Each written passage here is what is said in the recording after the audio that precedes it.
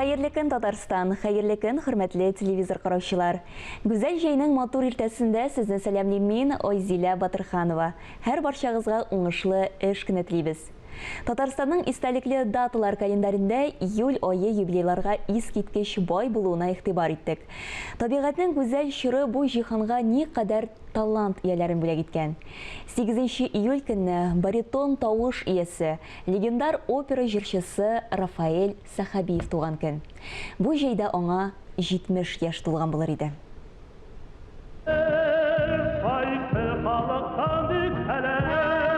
Рафаэль Сахабиев 1951 елның 8 июлендә ТАССРның Түбән-Кама районы Шәңгәлче авылында туган.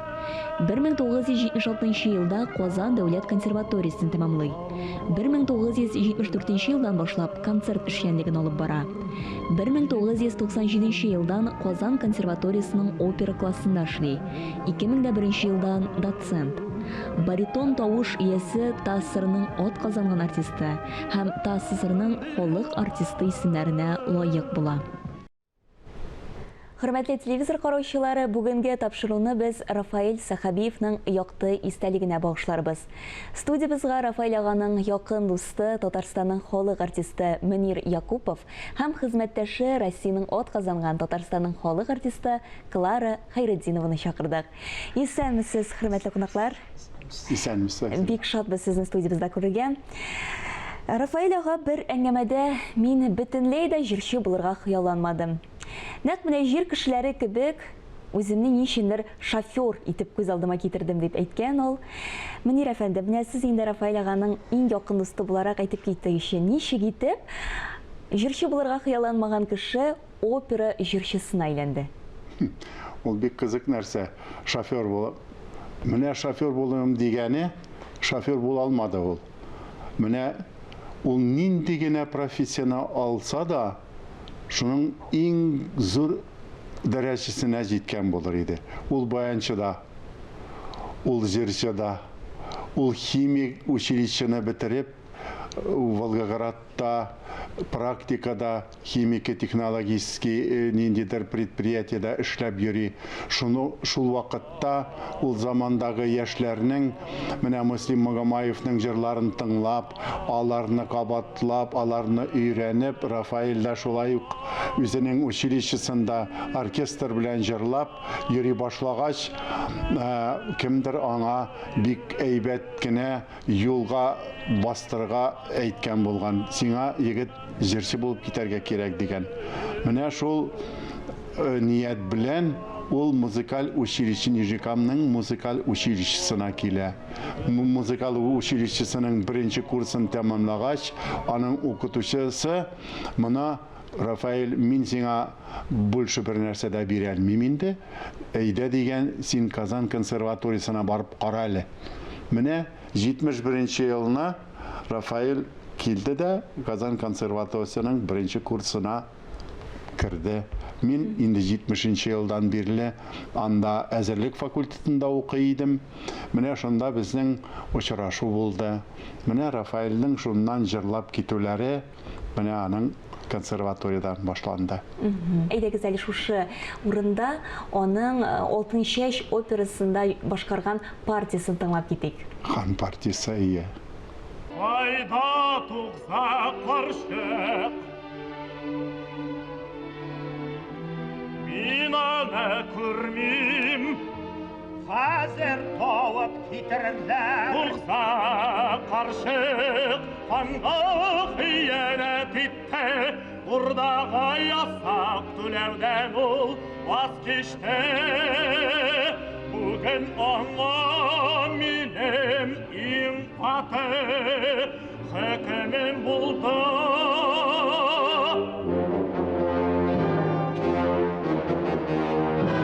Рафаэль Сахабиев, Зилә Сунгатуллина, Мөнир Якупов, Клара Хайретдинова, Хайдар Бигичев, аларны татар операсының җаны диләр. Клара ханым, сезгә бит Рафаэль ага белән бер сәхнәдә чыгыш ясарга һәм инде аның белән бергә консерваториядә укырга насыйп була. Менә әйтеп киттегезчә, ул нинди кеше иде, таләпчән идеме ул? Менә беләсезме, Нияз Карамшевич үзенең яны талантлы татар җырчыларын җыйды, яшьләрне. театрда бізге бик көп ярдәм итте. Зур җырчы булырга, ничек итеп үзебезне сәхнәдә тотарга, ничек итеп үзебезнең тавышыбызны сакларга аталарча безнең өчен кайгырды. Менә шул вакытта театрга менә бер группа дип әйтим инде, җырчылар килеп керде. Менә шул вакыттан инде мин инде шулар рәтенә туры килдем. Рафаэль белән театрда күбрәк якыннан таныштык инде. Әлбәттә, Рафаэль бик күңелле кеше иде, бик шаян телле. Бик күп очрашуларга, аннан соң бит ул вакытта композиторлар белән очрашулар буладыр, аннан соң язучылар белән очрашулар буладыр. Театрда, спектакльләрдән әз генә бушаган вакытта безнең группа, татар группасын җырларга нефть районнарына җибәрә торганнар иде. Концертларга да бик күп халык бик йөри иде. Әле мин бер кайсыдыр авылда чыгыш ясадык та, андагы теге орындагы парторг булгандырмы, сәхнәгә чыгып, опера җырчыларына булуына карамастан концертлары бик әйбәт булды дип безгә рәхмәт укыган. Шундый күңел вакытлар да бар иде. Чынлап та безнең концертлар бик уңышлы үзәдер иде. Ә инде спектакльләргә килгәндә, мин Пиковый дамда Рафаэльне хәтерим, ул Елецкий иде инде. Аннан соң инде ул татар спектакльләрен берсеннән дә калмады. Бигрәк тә күңелгә сеңеп калды ул башмакта Вафа ролендә. Театрда нинди цех бар, бөтен сөтчеләр иде Рафаэльне карарга. Аны шул штамалага кыска булыр иде, кулында кымат, сүз әйтмидер. Чыгышына уже бөтен шырык-шырык залда киләләр иде. Менә шундый күңелле юмор иде анда. Просто шок катыргылык. Аңар тәкъдим иткәннәр театрга драма артисты булырга дип. Опера театрында бит драма артисты булырга кирәк. Җырларга да кирәк. Ансында булдырады. Рафаэль чыннан да бик көчле, бик матур кинәдер. Пөхтәйді. Әлі ол концертнан гримуарына келіп та кірәбіз дворецқа, чемоданын шап етіп стәлге кетіріп қоя. Шонда носкиға келтірге чип-теста ботинкасын чемодан істеп айтып шыпырдатып бастырып қойды. Анда башқа кішіге ұрып қалама жоқ, анда ше, самый главный Рафаэльның ботинкасы чемодан істеді. Мен шондай бик күңелле. Біздің яшік та енді бик яқшы яшәдік. Біздің тұрмыш күңелі болды. Чөнки менә без бер чыр кешеләре татар спектакльләрдә бик күп иде, классикаларда, чит ил классикаларда, рус классикаларда. Рафаэль ул бөтен спектакльләрдә дә бик уңышлы чыгышлар ясады. Көчле җырчы иде. Әйе, замандашлары аны бик җыр телле. Менә аның йөзенә карасаң, ничектер менә минем бит аны якыннан белмим, җитди кеше кебек. Ә менә барлык замандашлары аны шулкадәр җыр телле һәм юмор хисле дип искә ала. Ул инде сәхнәгә уни ансы билгеле. Әмирә булай компаниягә җыелган вакытта, Рафаэль булган вакытта авызы булмыйдыр инде. Һәр вакыт нәрсәдән булса да юмор ясап, көлдереп, менә шундый күңелле шаян җигет иде ул безнең. Аннан соң Клара ханым ул бик күп кызларның йөрәгендә яулагандыр, шулай бит. Шул кадәр менә. Шакта җегетләргә кем карамый инде, әлбәттә. Аның күзе генә нәрсә торады, шулай да караса, жарты битендә күз. Кедерәчәш ул татар җегете дә шамаган. Әйтерсең, европейский дигән шаган иде. Импозант ир-ат. Бу ерда дисем, бөтен якта да чибәр җегет, җырчыларга ул бик кирәк. Матур булу. Безнең Дәүләт телерадиокомпаниясе архивында Зилә Сыңатуллина белән Рафаэль Сахабиевның бик матур бер чыгышлары саклана. Әйтегез әле шушы мизгелдә тукталып, аны тыңлап киттек. Алар күп җырлаулар дуэт, бик күп.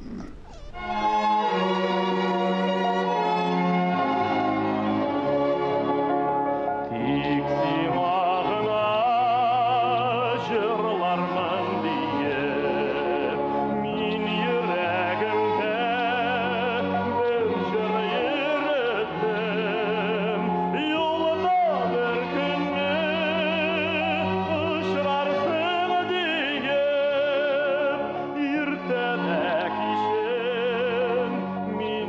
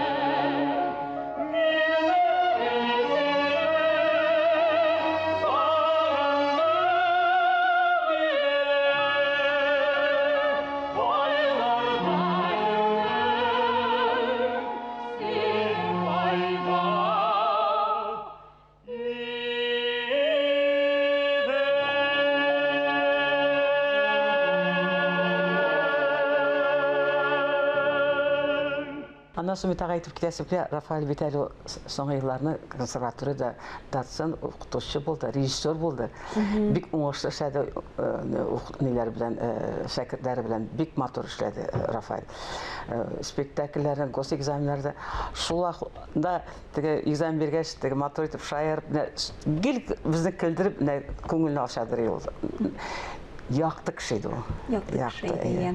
Менә әйтеп киттегез, 30 елдан артык ул консерваториядә эшли, һәм инде менә шушы опера җырчысы белән үзешчән сәнгатьнең аермалыгы турында аның бер фикере бар.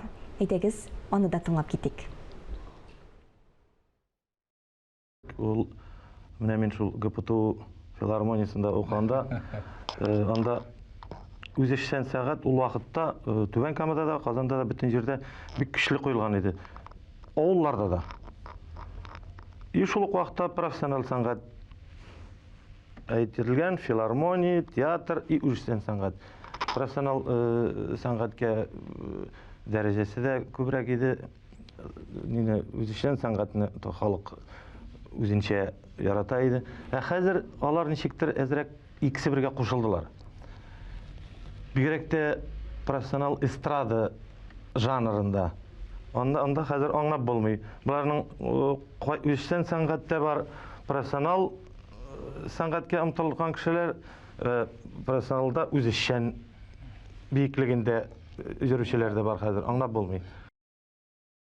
Менә шундый фикерләр. Клара ханым, Мөнир әфәнде, инде менә тапшыруыбыз азагында шуны сорау бирәсем килә. Рафаэль әфәнде, Рафаэль Сахабиев, сезнең тормышыгызда нинди роль уйнады? Минем менә күңелдә ул бер якты кеше булды. Минем күңелем әле һич маңа килешә алмый. Рафаэль юк дип мин аны күз алдыма һич тә китерә алмыйм. Әле менә 70 кенә тула бит әле аңар. Чире бар иде, әлбәттә. Менә күңеле һаман маңа әле ышанып бетә алмый. Рафаэль шикелле җырчылар юк дип әйтергә мөмкин хәзерге көндә, бүгенге көндә. Кызганыч иртә китте. Менә минем тагы Клара ханымга кушылып әйтәсем килә. Менә үтеп китте инде 2 ел бит. Менә дуслар белән очрашкач, безнең бер вакытта да аны искә алмыйча, аның юморларын искә алмыйча үткәне булмый. Һәр вакыт искә алабыз. Әйтәм, без киткәч, кем икән шуны искә алыр икән дип, шуңа көйнәбез. Менә без исән вакытта һәр вакыт аны искә алабыз, аның турында уйлыйбыз, аның уллары турында, аның кызы турында, аның куллары турында, кызы турында. Яхшы әти иде. Әти яхшы иде, ярата иде. Балаларда әтием дип йөридер. Әтием дип йөридиләр балаларда. Берче әтием. Ике малае искиткеч, кызы искиткеч. Камилә. Менә шундый, менә юклык, менә китте Рафаэль орнында әлдә күрмибез кешене. Менә ул буш урын шикелле. Менә кайчан утырып торганда килеп керер дигән шикелле менә. Шундый фикердә без. Бүгенге сөйләгән сүзләребез аның рухына дуга булып барып ирешсен Иншалла, шулай булсын. Бик зур рәхмәт, хөрмәтле кунаклар, бүген килгәнегез өчен. Рәхмәт сезгә. Рәхмәт. Хөрмәтле тамашачылар, бүгенгә без сезнең белән саубуллашабыз. Тапшыру азагында Татарстанның халык артисты Рафаэль Сахабиевның визит карточкасына әйләнгән "Ватаным" җырын тыңларга тәкъдим итәбез.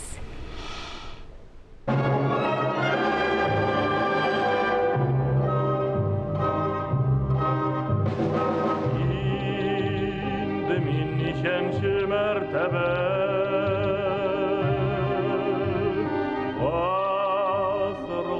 китабын актардым, үтмей яу сугышлар аркылы, син җиңеп чыккансың ватаным.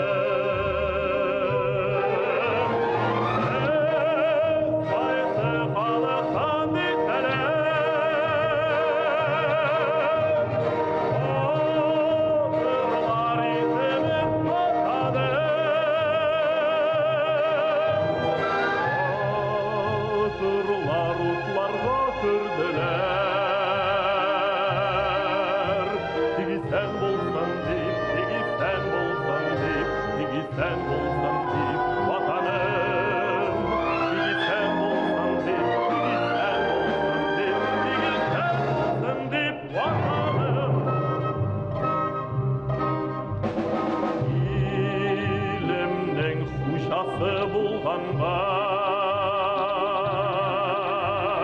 Мин җиргә нык басып атладым.